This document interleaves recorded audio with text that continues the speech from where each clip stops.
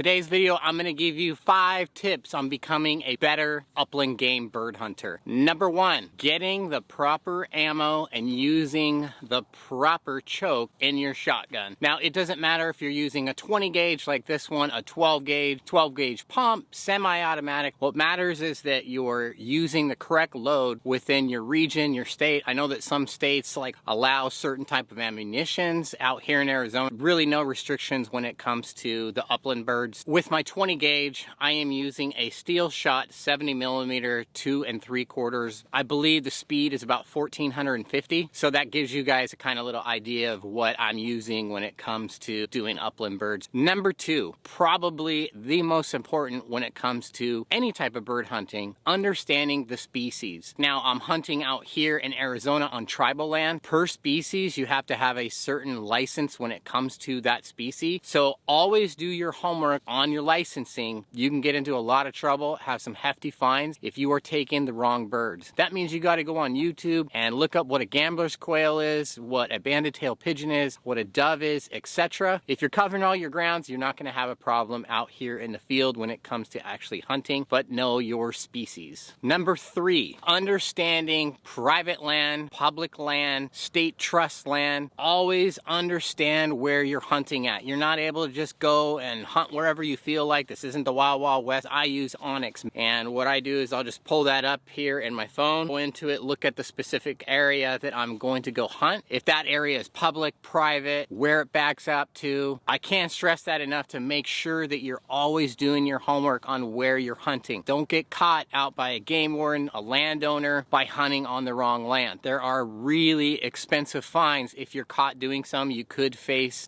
jail time, hefty fines, and if you're here on tribal land, they will confiscate all your hunting gear, your guns, ammo. You're not going in prohibited areas, and you have the proper licensing for that bird at that specific time. Which brings me into number 4. Always never go out hunting without the proper permitting, licensing. We want to be able to continue doing this for years to come. Here in Arizona and most other places, to hunt upland birds, you have to have the migratory bird stamp and a hunting license. So in the state of Arizona where I live, I did purchase specific licenses to hunt primarily on tribal land. I also got the state of Arizona's combo hunting fishing license, and I also purchased the federal duck stamp. Number 5, anytime you're out hunting alone, anytime you're out hunting with your friends, understand the proper placement of your weapon. Right now, this shotgun is hot, meaning it has a live round in it. However, the safety's turned on right here. Nothing.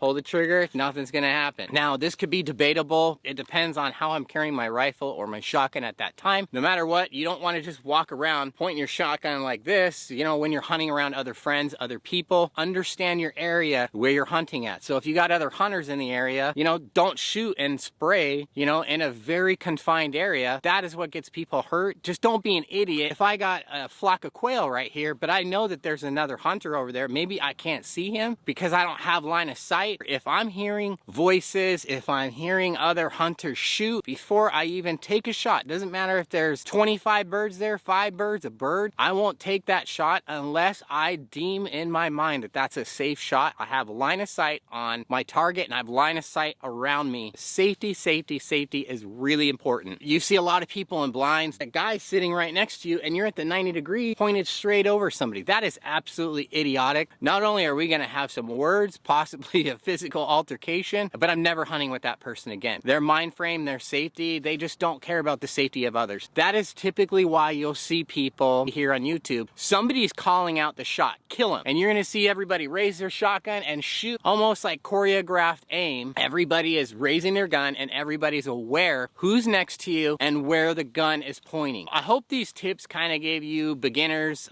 maybe some adults, refreshers, people that just are ridiculous and retarded, some information on your next hunting trip. If you guys like this video or you got some type of value out of this, make sure that you give this video a thumbs up, consider subscribing, and we'll see you guys in the next video. Have a great hunt, great weekend. We'll see you again.